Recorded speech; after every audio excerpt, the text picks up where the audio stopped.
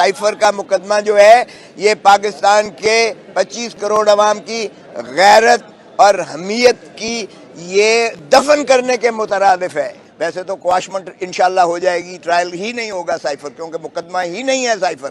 Cipher Pakistan کی بدنامی اس سے بڑی نہیں ہو سکتی ہے جو سائفر کا کیس انہوں نے بنایا ہے، لیکن بالکل انہوں نے جیل میں بھی اتنے خائف ہیں یہ عمران خان سے کہ جج صاحب نے وکیلوں کو بھی نہیں جانے دیا جاتا، صرف مخصوص وکیل کو جانے دیا جاتا ہے، اور پھر جنگلہ بنا کے جنگلے کے پیچھے خان صاحب کو جو ہے کھڑا رکھا جاتا ہے۔ یہ انصاف کے ایوان ہیں کیا؟ اس طرح سے آپ سمجھتے ہیں کہ خان کو انصاف ملے گا؟ اور دوسری جو آپ نے سوال کیا کہ قاضی صاحب کا، قاضی فائز عیسیٰ صاحب کا، یہ دیکھیں فیصلہ، میں اس کو سراہتا ہوں فیصلے کو، اگرچہ میرے کچھ چیزوں پر تحفظات ہیں، لیکن میں پاکستان بار کونسل کا چیئرمین رہا ہوں، میں 15 سال پاکستان کا الیکٹڈ ممبر رہا ہوں، 3 دفعہ میں ہائی کورٹ بار کا صدر رہا ہوں۔ ہمارا یہ مطالبہ رہا ہے کہ رائٹ آف اپیل ہونا چاہیے۔ آرٹیکل 184 میں جب آپ سیدھا لیتے ہیں، سو موٹو لیتے ہیں یا ڈائریکٹ لیتے ہیں، تو ایک حق اپیل کا بالکل ہونا چاہیے۔ یہ ہمارا ہمیشہ سے مطالبہ۔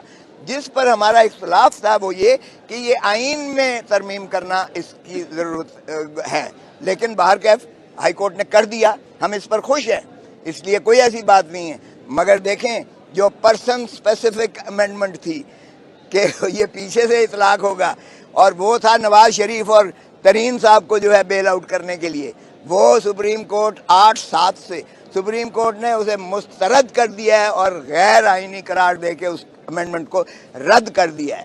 سو فیصلہ میں سمجھتا ہوں ٹھیک ہے۔ ہم نے استدعا اور کر رکھی ہے کہ خدا را یہ 3-4 اور مقدمات جو ہیں فل کورٹ سنے ہمیں بالکل۔ میں نے تو خود اعتزاز احسن کی جو پٹیشن تھی کہ سویلینز کو فوجی عدالتوں میں نہیں ٹرائی کیا جا سکتا، یہ سوائے اس کے کہ آپ نے خوف کی فضا بنانے کے لیے آپ نے یہ قانون بنایا ہے، خدا را اس قانون پر بھی آپ فیصلہ دیجئے گا، کیونکہ قاضی فائز عیسیٰ صاحب خود ایک دبنگ فیصلہ پہلے 2015 میں دے چکے ہیں، جس میں انہوں نے کہا تھا، یہ اے پی ایس کے بعد 21ویں اور 23ویں ترمیم سے کیا گیا تھا، انہوں نے کہا آئینی ترمیم سے بھی آپ سویلینز کو ملٹری کورٹس میں ٹرائی نہیں کر سکتے۔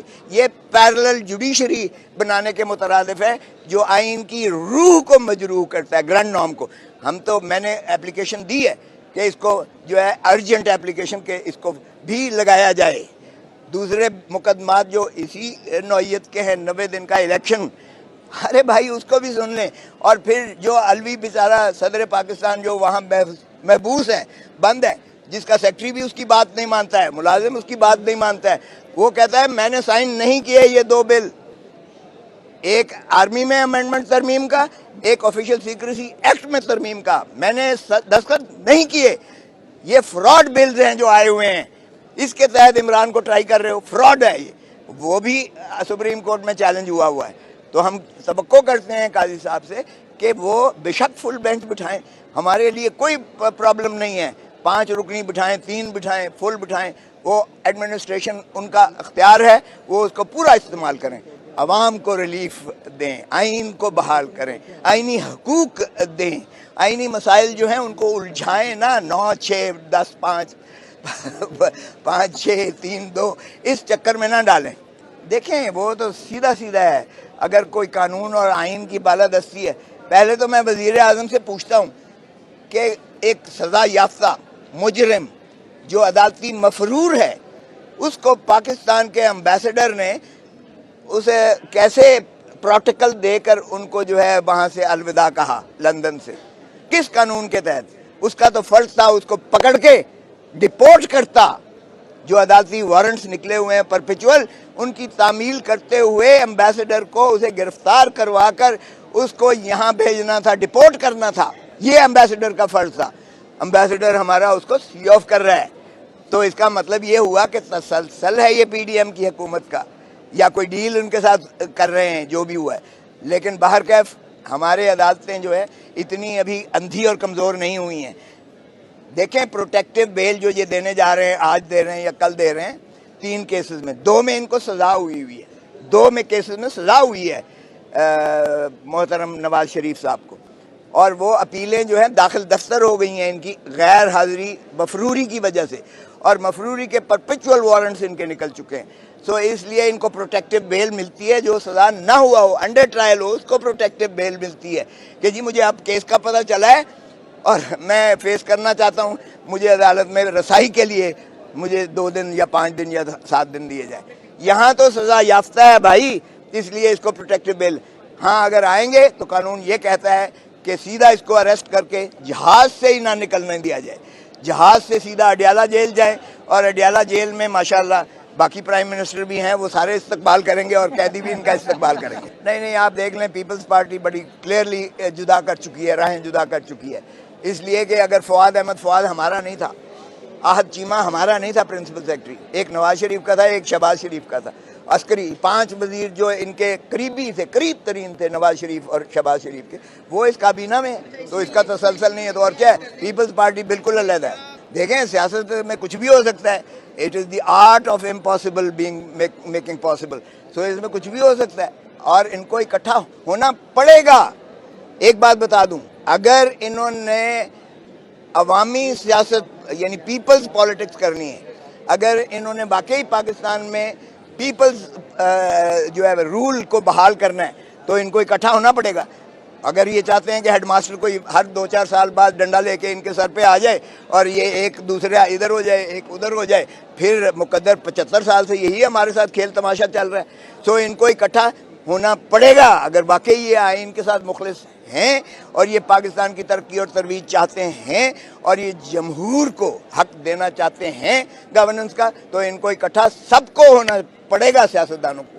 اللہ کرے, کیونکہ موو چل رہی ہے کہ علوی صاحب اس وقت جو ہے وہ شاید کوئی رول ایسا پلے کر رہے ہیں, اور کیئر ٹیکرز نے پی ٹی آئی کے ایک سابقہ وزیر کے ساتھ بات چیت بھی شروعات کی ہوئی ہے.